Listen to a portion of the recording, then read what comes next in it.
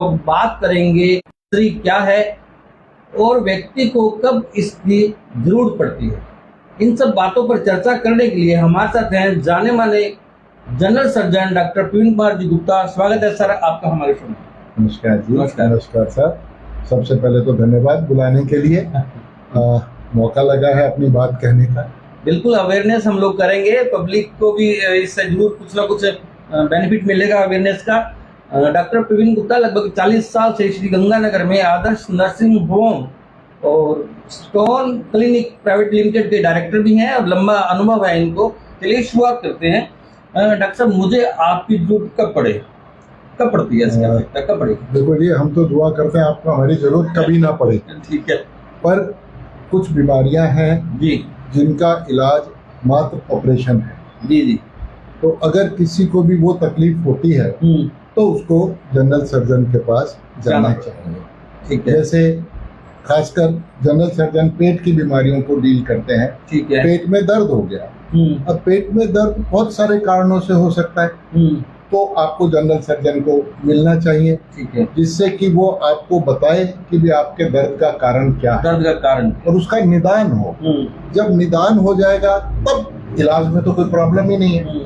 Problem तब होती है जब निदान नहीं होता। ठीक है। तो इसलिए कोई भी पेट में दर्द है या कोई आपको लगता है कि मेरे कोई पथरी हो सकती है या मेरे हर्निया है या मेरे को और किसी तरह की कोई शरीर में गांठ हो रही है, ठीक है, तो आपको जनरल सर्जन के पास जरूर जाना चाहिए। ये बड़ी बड़ी बातें, पथरी, हर्निया, गांठ, अपेंडिक्स भी, जैसे अपेंडिक्स दर्द हो गया। अच्छा, वो दर्द आ गया, पेट का दर्द आ गया, तो उसमें वो आपको आपके पास आना ही पड़ेगा। अच्छा, तो सीधा आपके पास से फिजिशियन के थ्रू?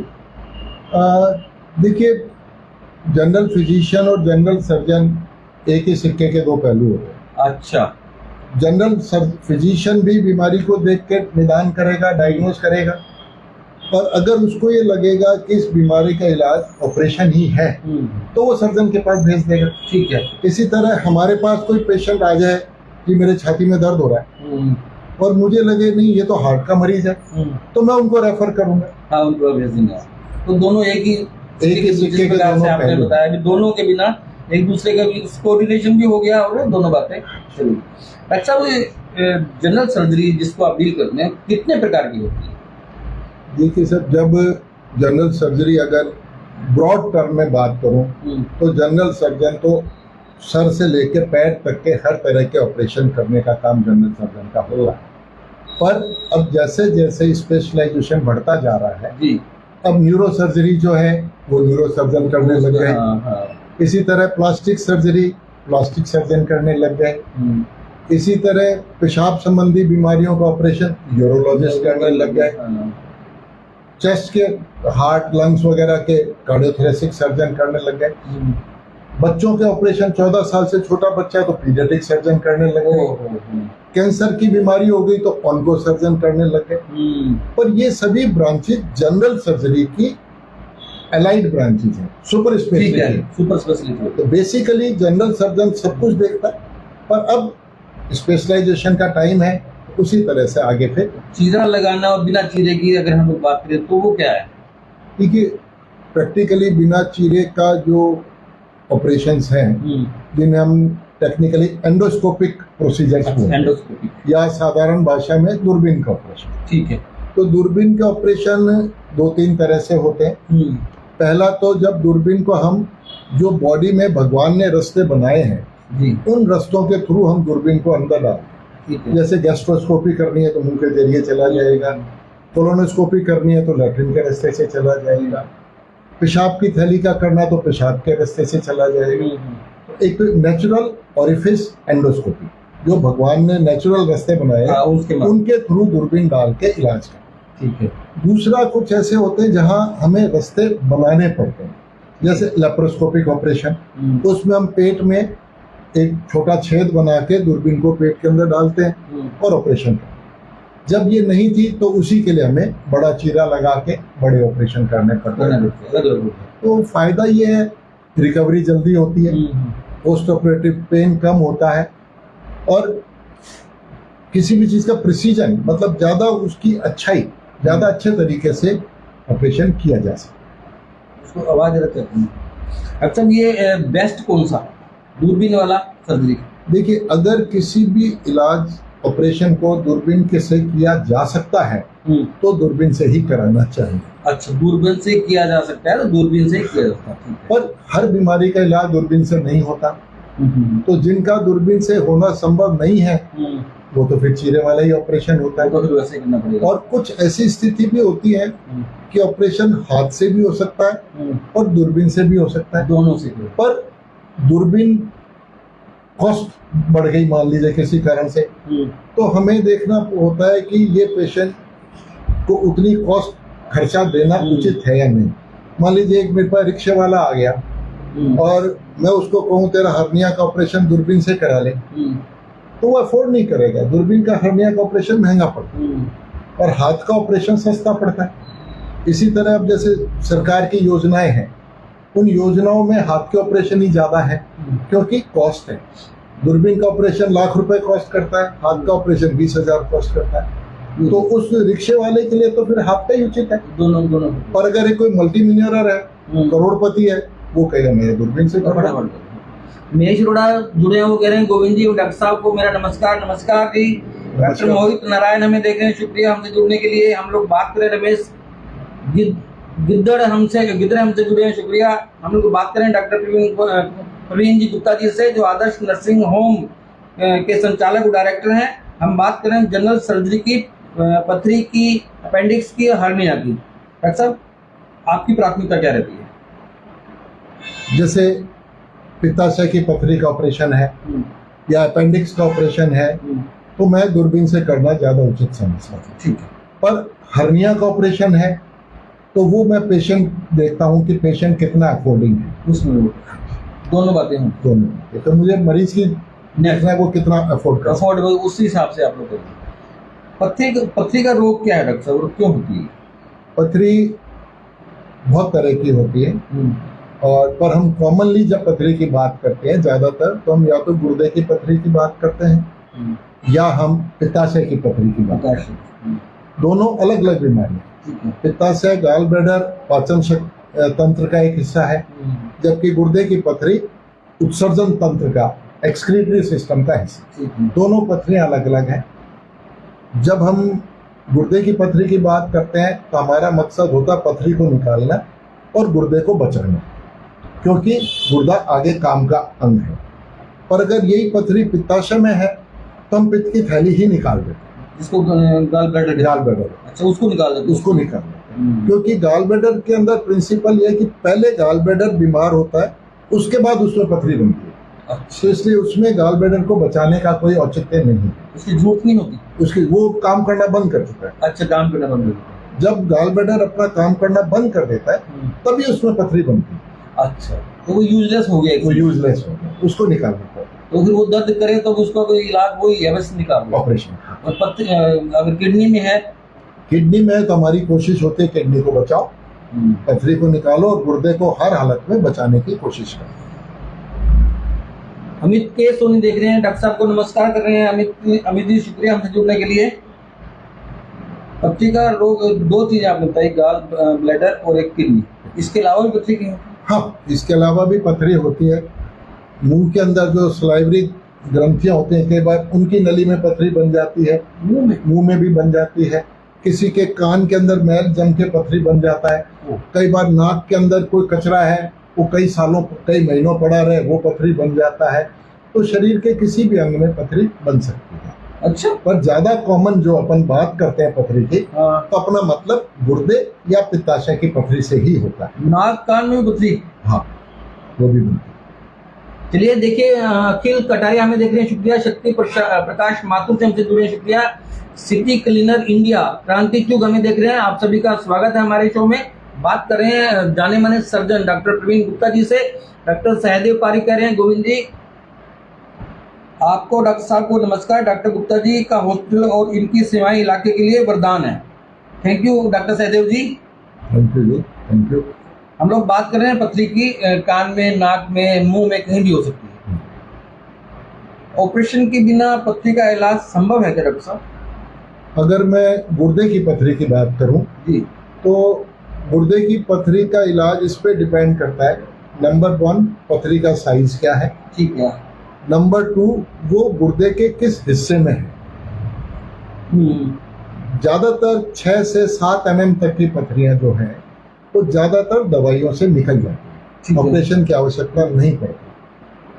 छोटी पथरी के लिए ऑपरेशन तभी करना पड़ता है जब वो किसी रास्ते में फंस जाए और पेशाब के रास्ते को ब्लॉक कर दे, उसके कारण बार बार दर्द हो रहा है या उसके कारण गुर्दे को कोई नुकसान हो रहा है, इन्फेक्शन हो रहा है, तो फिर ऑपरेशन करना पड़ेगा। पर फिर भी छोटी पथरी में हम कोशिश करते हैं कि उसको दवाइयों से ठीक करें। अगर पथरी बड़ी है तो फिर उसका ऑपरेशन है, और ऑपरेशन भी कई तरह के होते हैं। मेडिसिन से कितना टाइम लगाती है? देखिए, कुछ टाइम के बारे में तो कहना संभव नहीं है, पर ज़्यादातर हम सप्ताह 10 दिन 2 सप्ताह वेट करते हैं। और हम मरीज को ये कहते हैं कि अगर आपके दर्द हो रहा है, बुखार आ रहा है, कोई तकलीफ हो रही है, तो आप और इंतजार मत करो। मान लीजिए छोटी 5 mm की पथरी है, तकलीफ नहीं दे रही, तो चाहे 1 महीना इंतजार कर लो, 2 महीना इंतजार कर लो, कोई फर्क नहीं। डॉक्टर रणधीर बीचर हमें देख रहे हैं, शुक्रिया रणधीर बीचर जी। 475 के 75 आपने शो देखे हमारे, शुक्रिया। आप शुरू से हमसे जुड़े हुए हैं, हर शो देखते हैं। डॉक्टर साहब ये कुछ पूछ रहे हैं, ये शायद आपकी तो टॉन्सिलेक्टमी के बारे में बताएं। ये क्या है? सर, टॉन्सिलेक्टमी वैसे मेरा फील्ड नहीं है। टॉन्सिल के ऑपरेशन ENT सर्जन करते हैं। अच्छा। ये गले के अंदर एक ग्रंथि होती है जिसको आप कह सकते हो ये गले का एक तरह से बॉडी गार्ड है, गले के इन्फेक्शन को रोकता है। पर जब गले में बार बार इन्फेक्शन होता है तो ग्रंथि बढ़ जाती है, थोड़ी बड़ी है तो एंटीबायोटिक से ठीक हो जाती है, बार बार बढ़ रही है तो ऑपरेशन करना पड़ता है, पर वो ENT सर्जन करते हैं, वो मैं नहीं करता। डॉक्टर महेश अरोड़ा कह रहे हैं, डॉक्टर साहब पथरी को क्या गंभीर रोग माना जा सकता है? पूछ रहे हैं। बिल्कुल, पथरी को गंभीर रोग माना जाता है, क्योंकि पथरी अगर ज्यादा टाइम पड़ी रहे तो गुर्दे को खराब कर देती है। और हमारे पास कई बार मरीज ऐसे आते हैं जिन्होंने पथरी के कारण उनका गुर्दा गल चुका है और हमें गुर्दा तक निकालना पड़ जाता है, इसलिए इसको गंभीरता से लेना चाहिए। केवल गुर्दे में पथरी जो है गंभीर होती है या कहीं भी? अब पित्ताशय की पथरी की बात करें तो पित्ताशय में अगर पथरी काफी टाइम से पड़ी है तो वो आगे कॉम्प्लिकेशंस देती है, उससे कई बार पीलिया हो जाता है, बहुत साल पड़ी रहे तो कैंसर भी हो जाता है, पैंक्रेटाइटिस भी हो जाती है। तो इसे किसी भी बीमारी को गंभीरता से ही लेना चाहिए, हम उसको आगे बढ़ने का इंतजार क्यों करें। अच्छा, ये नहीं सोचना कि अभी यहाँ पे कुछ ज्यादा खतरनाक नहीं है तो ना कराएं। मैं इसके बारे में हमेशा एक उदाहरण देता हूँ जी। मेरे घर के कोने में एक सांप है और मैं कहता हूँ मुझे खाता तो है नहीं, मैं इसको दूध पिलाता हूँ, चुपचाप बैठा है, तो क्या मुझे उसको छोड़ देना चाहिए? ठीक बात है, बीमारी तो बीमारी है, तो बीमारी। राजेंद्र कुमार गोयल हमें देख रहे हैं, शुक्रिया। दिनेश सारस्वत हमसे जुड़े हैं, शुक्रिया दिनेश जी हमसे जुड़ने के लिए। हम लोग बात कर रहे हैं डॉक्टर प्रवीण गुप्ता जी से, जो जाने माने सर्जन हैं, उनसे बात कर रहे हैं किस प्रकार की चीज़ों का, बीमारी को वो इलाज करते हैं, सर्जरी करते हैं। अखिल कटारिया कह रहे हैं best surgeon of Sriganganagar. Thank you, thank you. चलिए आगे बढ़ते हैं। किडनी के अलावा कोई ऐसी जगह और है जहाँ वो घातक हो सकती है? हालांकि आपने सांप का उदाहरण दिया, लेकिन चूंकि वही है, नेग्लिजेंस से हम लोग करते हैं। देखिए, जब जैसे मैंने आप बताया पित्ताशय की पथरी, गॉलब्लैडर स्टोन, कई बार क्या होता है कि जब ये गॉलब्लैडर से निकल के पित्त की नली में आके फंस जाती है, जब ये पथरी पित्त की नली में आके फंस जाती है तो उसको हम ऑब्स्ट्रक्टिव जॉन्डिस बोलते हैं। उसने पित्त का रास्ता रोक दिया, अब मरीज के पीलिया हो जाएगा, जो कि कभी भी ठीक नहीं होगा जब तक ये रास्ता ना खुले। ठीक है। और ज्यादा दिन पड़ा रहा तो पैंक्रेटाइटिस हो जाएगी, तो बहुत गंभीर स्थिति है। तो मैं ये कहूँगा कि अगर किसी के पित्ताशय की थैली में पथरी है तो उसका पहला कॉम्प्लिकेशन है कि वो नली में आके फंस गई। ठीक है। उसके बाद आगे तो फिर एक रेल चलती रहेगी कॉम्प्लिकेशन। जाखड़ कॉलोनी से शशि बाला गर्ग हमें देख रहे हैं, शुक्रिया शशि बाला जी हमसे जुड़ने के लिए। डॉक्टर मोहित नारायण कह रहे हैं इंटेंशनल ऑब्स्ट्रक्शन, और ये डॉक्टर साहब क्या? इंटेस्टाइनल ऑब्स्ट्रक्शन और इंटरसेप्शन के बारे में बताएं। इंटेस्टाइनल ऑब्स्ट्रक्शन का मतलब है आंत के अंदर रुकावट, आंत के अंदर, या साधारण भाषा में हम कहते हैं कि आंत में बंद लग गया। बंद लग गया। अब आंत में बंद, या तो आंत के अंदर कोई चीज आके फंस जाए, जैसे अपना कोई पाइप है, किसी पाइप का बंद होने के क्या कारण होते हैं? या तो पाइप के अंदर आके कोई चीज फंस जाए, या पाइप सुकड़ जाए, या पाइप के बाहर से कोई चीज पाइप को दबाव डाले। तो यही आंत में होता है। आंत एक तरह का पाइप है।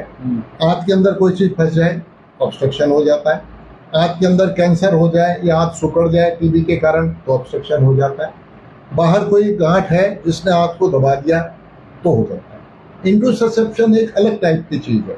इसमें आंत फिसल के आंत के अंदर आंत घुस जाती है। अच्छा, मतलब टेलीस्कोपिंग हो जाता है। जैसे अपने आप देखते हैं ना, अपने वो चलता है एक के अंदर एक पाइप घुस, एक के अंदर एक पाइप, जैसे अपने ट्रांजिस्टर के अंदर पहले एंटीना होता था, वो एक के अंदर एक घुस जाता था, तो ऐसे आंत एक के अंदर एक घुस जाती है। तो ये एक सीरियस कंडीशन है। अगर फौरन ऑपरेशन ना किया जाए तो मृत्यु तक हो सकती है। अपेंडिक्स टाइप होता है ये। अपेंडिक्स से ज्यादा खतरनाक, ये अपेंडिक्स से ज्यादा खतरनाक है। चलिए हम लोग आगे बढ़ रहे हैं। अब डॉक्टर साहब, जैसे पथरी का बहुत ज्यादा है, शायद मुझको लगता है कि गंगानगर में ज्यादा पथरी है इस इलाके में। गंगानगर में तो मुझे लगता है ये महामारी बन चुकी है।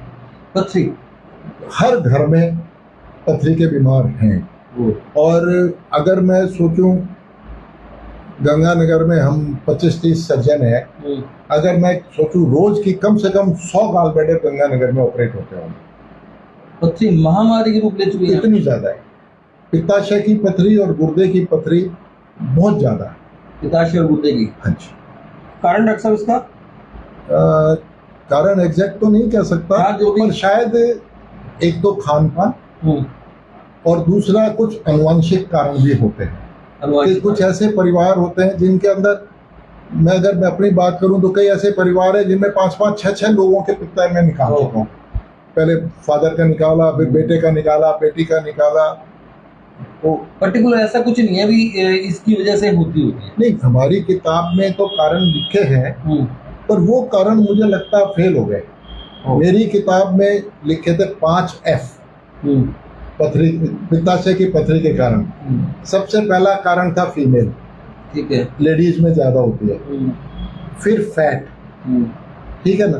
फिर फर्टाइल, जिसके ज्यादा बच्चे हो। फिर होता था फ्लैचुलेंट, जिसके गैस ज्यादा बनती है। पर अब मैं देखता हूँ 8 साल की बच्ची की पथरी बन गई, तो ये तो सारी चीजें फेल हो गई।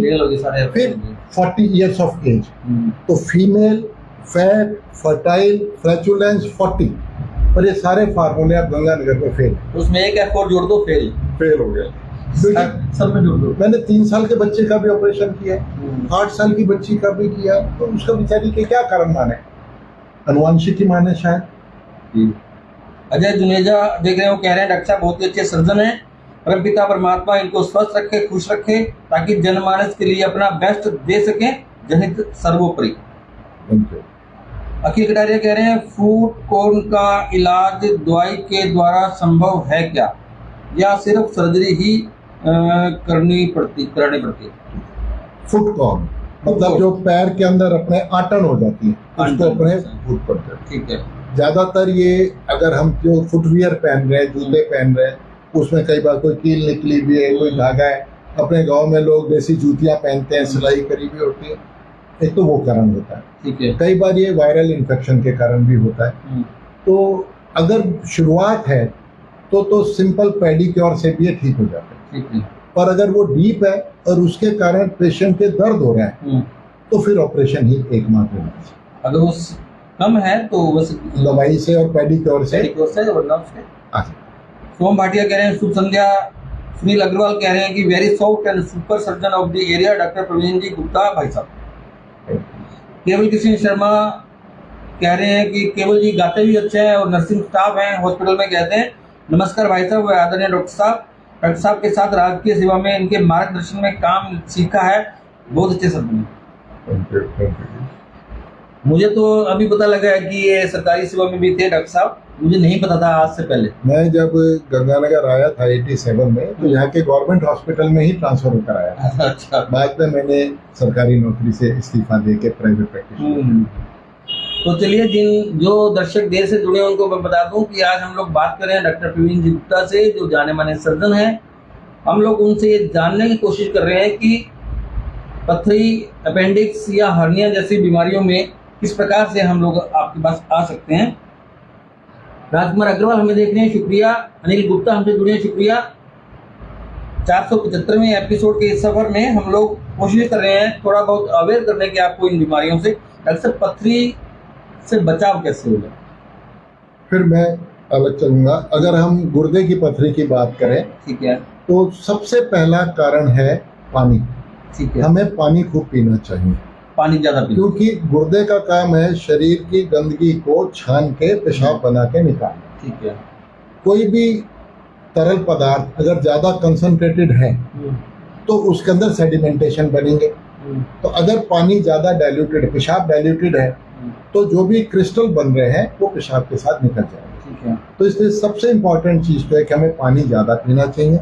हमारे गंगानगर में गर्मी बहुत पड़ती है, रेगिस्तान का ये इलाका है जहाँ पानी की कमी रहती है, किसान खेतों में काम करते हैं, पानी नहीं मिलता, पसीना ज्यादा आता है, तो पथरी ज्यादा बनती है। तो सबसे इम्पोर्टेंट चीज जो हमारे हाथ में है वो है पानी। ठीक है। अब सवाल उठता है कितना पानी पिए। तो मैं हमेशा एक बार कहता हूँ कि दिन में अगर 5 बार पेशाब जाना पड़ना चाहिए, कम से कम इतना पानी पियो कि दिन में 5 बार पेशाब जाओ। अच्छा, इतना पानी पिए कम से कम। पानी सबसे बड़ा बचाव, सबसे बड़ा। बाकी तो किताब में बहुत सारी चीजें लिखी हैं। इन्फेक्शन, ठीक है, किडनी में जब इन्फेक्शन होता है तो उसके कारण भी पथरी बनती है। कुछ खाने की वस्तुएं हैं जिनके कारण पथरी बनती है, जैसे अपने इलाके में कैल्शियम ऑक्जेलेट स्टोन है ज्यादातर, तो ऑक्जेलेट जो है वो पत्ते वाली सब्जियों में ज्यादा होते हैं। ठीक है। कैल्शियम मिल्क प्रोडक्ट्स में ज्यादा होते हैं, दूध दही इनमें ज्यादा होता है।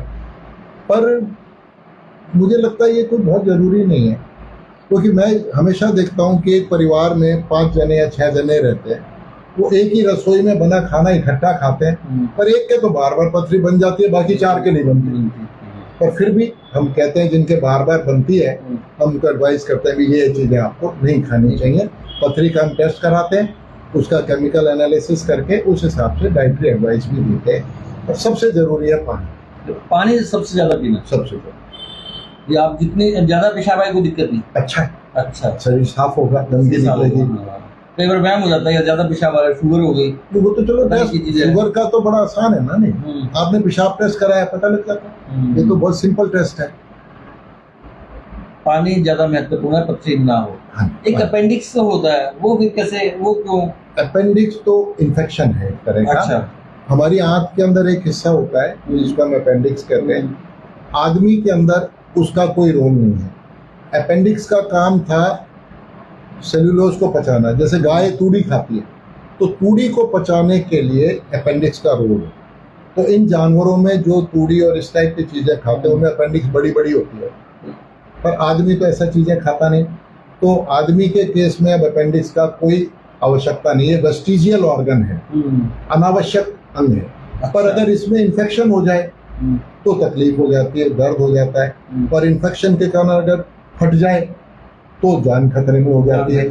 तो इसलिए अगर अपेंडिक्स का शक है तो ऑपरेशन करवा देना चाहिए, क्योंकि ये यूजलेस ऑर्गन है, जब भी देगा तकलीफ ही देगा, फायदा कभी नहीं। मुझे कैसे पता लगे अपेंडिक्स है या पथरी? अगर दर्द हुआ तो, दर्द हुआ आपके तो दर्द होगा, आप डॉक्टर के पास जाएंगे तो डॉक्टर जांच करके देखेगा कि दर्द का कारण क्या है। सर, ये भी एक इसी से संबंधित अखिल कटारिया पूछ रहे हैं सर, सेल्यूलाइटिस के कॉज क्या हो सकते? यही है ना अपेंडिक्स अलग? नहीं, ये अलग है। सेल्यूलाइटिस तो चमड़ी का इन्फेक्शन, किसी के स्किन के अंदर कोई इन्फेक्शन हो गया उसको हम सेल्यूलाइटिस बोलते हैं। आइटिस का मतलब इन्फेक्शन।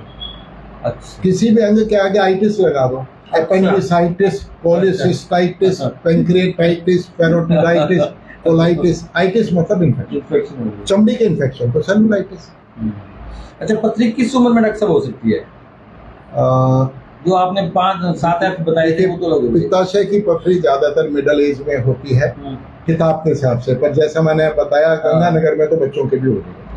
गंगानगर सब कुछ बदल देता है। हाँ।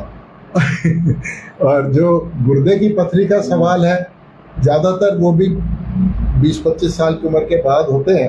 पर अगर किसी के इन्फेक्शन हो रहा है या किसी के जन्मजात गुर्दे में कोई एबनॉर्मलिटी है, जैसे हॉर्शू किडनी है या कोई रुकावट है, तो बच्चों के भी हो जाती है। तो उम्र का कोई ज्यादा इम्पोर्टेंट तकाजा नहीं है। विकास कुमार पेंसे कह रहे हैं राम राम गोयल जी और डॉक्टर साहब। विकास कुमार पेंसे राम राम कह रहे हैं आपको। पंडित मांगीलाल सारस्वत कह रहे हैं गोविंद गोयल जी नमस्कार, बहुत शानदार कार्यक्रम। डॉक्टर प्रवीण जी गुप्ता गंगानगर के लिए भगवान का वरदान स्वरूप है। तो उम्र का कोई इसमें नहीं है अभी? उम्र का रिस्ट्रिक्शन नहीं है? मैं आपको एक उदाहरण दूंगा।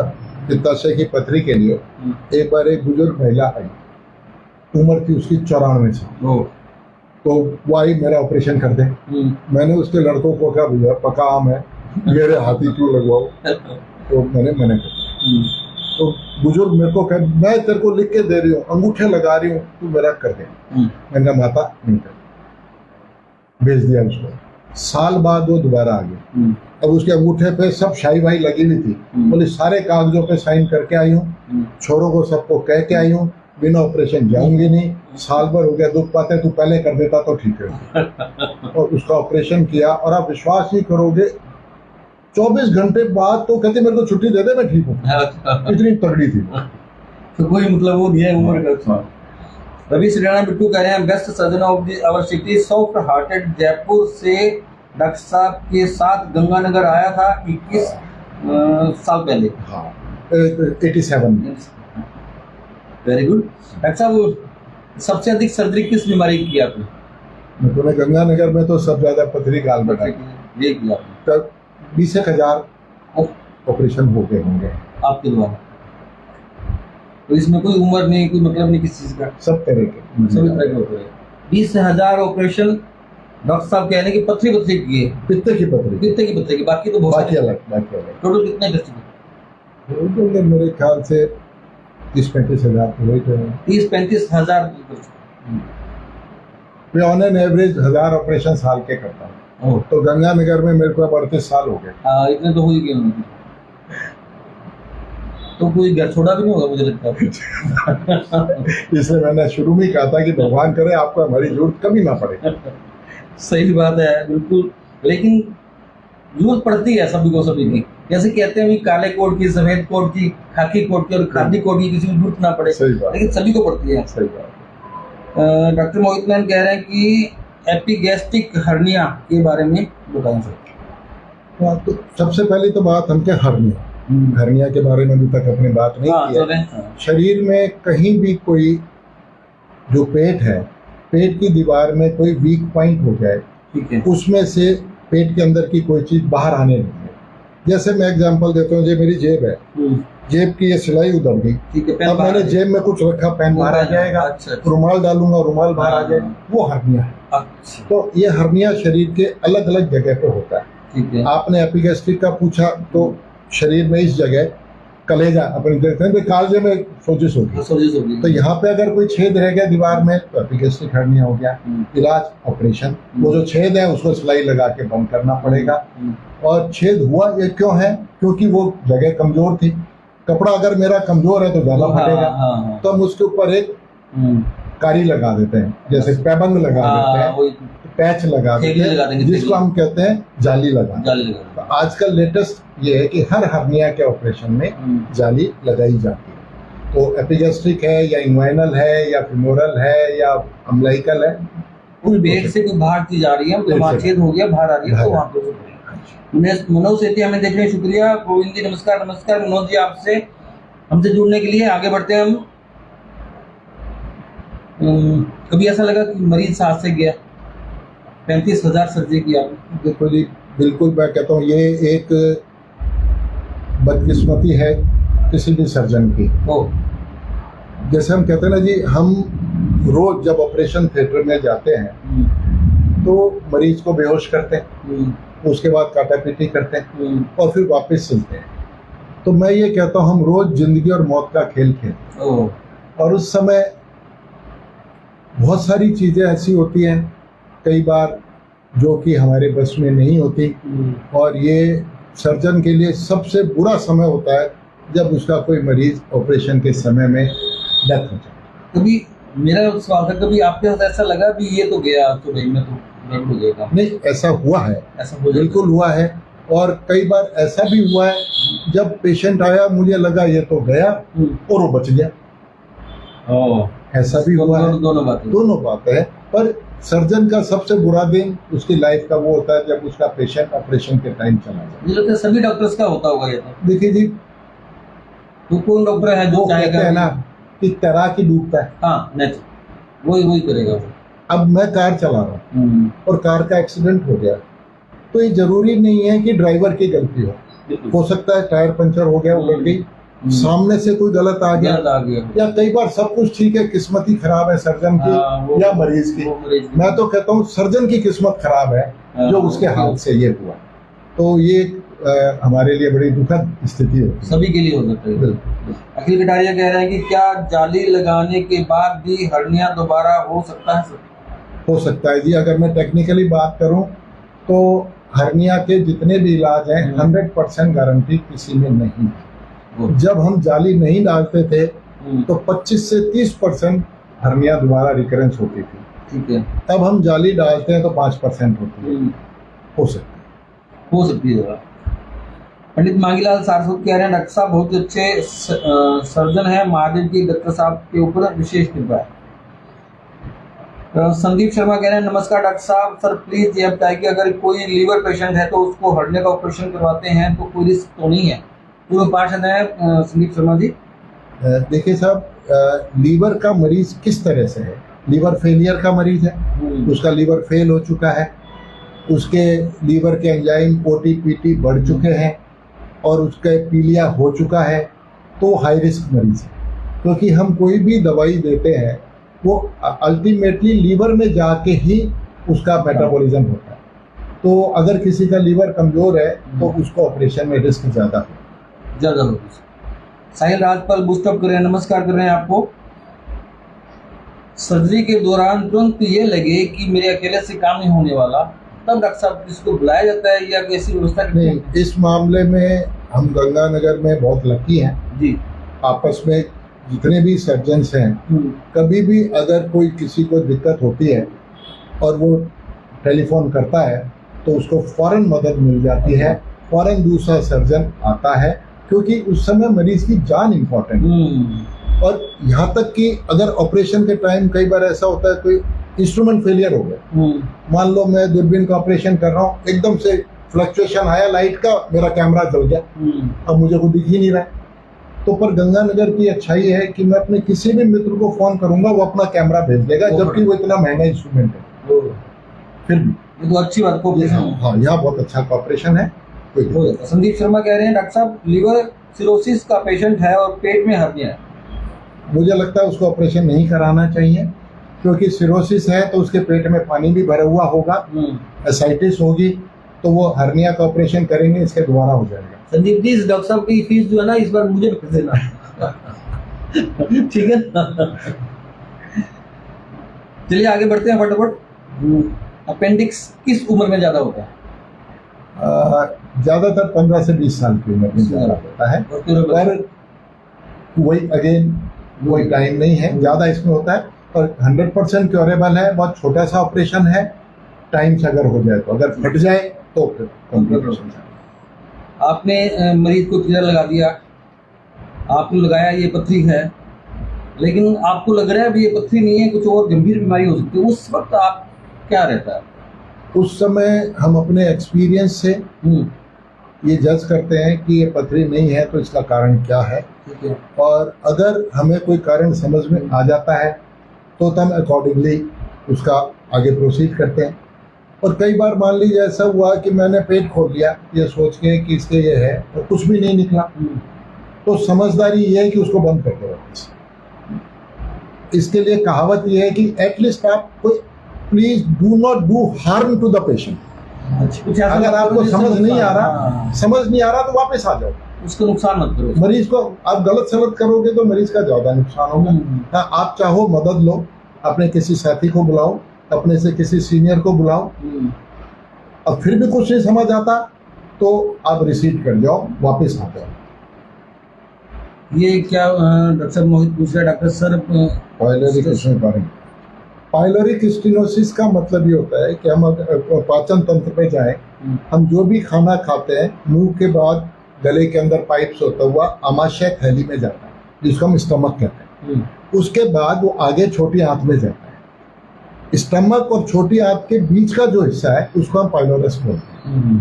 पाइलोरिक स्टेनोसिस अगर है तो रास्ते में रुकावट आ गई, मरीज जो भी खाएगा वो स्टमक थैली में ही पड़ा रहेगा, आगे नहीं जाएगा, मरीज को उल्टी आएगी, मरीज कमजोर हो जाएगा, तो इसका इलाज तो ऑपरेशन नहीं। ऑपरेशन।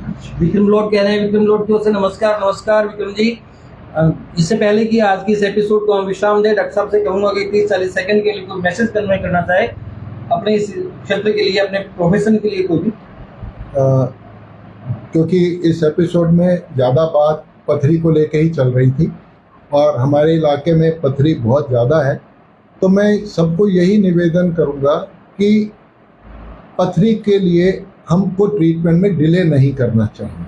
कई बार हम डिले करते हैं, उससे तकलीफ बढ़ जाती है। और कई लोग पथरी निकालने के लिए जादू टोना, लोटा लगा दिया, बाबा जी के पास चले गए। हमारे गंगानगर में भी इस तरह के लोग हैं जो जादू से पथरी निकालते हैं। राजस्थान में हर शहर में होते हैं। अच्छा। हर शहर में होते हैं, जादू से निकालते हैं। तो मेरा यही कहना है कि जादूगर तो आपके पेट से बिल्ली भी निकाल सकता है। शंकर जादूगर के पास चले जाओ, पेट से बिल्ली निकाल के दिखा देगा। पथरी तो छोटी सी चीज है, पर ऐसे नहीं निकलती। तो आपको कंसल्ट करना चाहिए डॉक्टर को, आपको अपना अल्ट्रासाउंड कराना चाहिए, बीमारी का पता लगे और उसको सीरियसली लेना चाहिए। अब लोग कहते हैं जी इसमें हम होम्योपैथी लेंगे, इसमें हम आयुर्वेद लेंगे। मैं होम्योपैथी आयुर्वेद के खिलाफ नहीं हूँ, तो मुझे उसकी कोई ज़्यादा नॉलेज नहीं है। हो सकता है उनके पास भी कुछ ऐसी दवाइयाँ हो जो मदद करती हो, पर जहाँ तक मेरी नॉलेज है ऐसी कोई दवाई नहीं है जो पथरी को गला के निकाल दे। वो मारवाड़ी कहते हैं जी वो खुरके निकल जाएगी जी। अच्छा, खुरके नहीं निकलेगी? खुरके कभी नहीं निकलती। अगर पथरी छोटी है तो निकल जाएगी, निकलेगी साबित निकलेगी। वही बात है। मैं फिर एग्जाम्पल देता हूँ, हर पेशेंट को बोलता हूँ कि इस कमरे का दरवाजा है, इसमें से बकरी कुत्ता तो निकल जाएगा, ऊँट निकाल सकते हो क्या? अगर ऊँट निकालने की कोशिश करोगे या तो ऊँट मरेगा या दरवाजा टूटेगा। चलिए, ओम प्रकाश करवा कह रहे हैं वेरी नाइस। डॉक्टर अभय सदाना कह रहे हैं नमस्ते अंकल जी। डॉक्टर प्रवीण गुप्ता जी, मैंने माने हुए सर्जन है यहाँ के। बिल्कुल बिल्कुल। तो आज के लिए बस इतना ही। अगले सोमवार को ठीक 8:30 बजे हम लोग नए विषय के साथ आपके सामने आएंगे। तब तक के लिए आप हमें इजाजत दें। आप स्वस्थ रहें, प्रसन्न रहें, हमें आपकी फिक्र है। डॉक्टर साहब शुक्रिया, आप पधारे यहाँ पे, आपने समय दिया। एक चर्चा हुई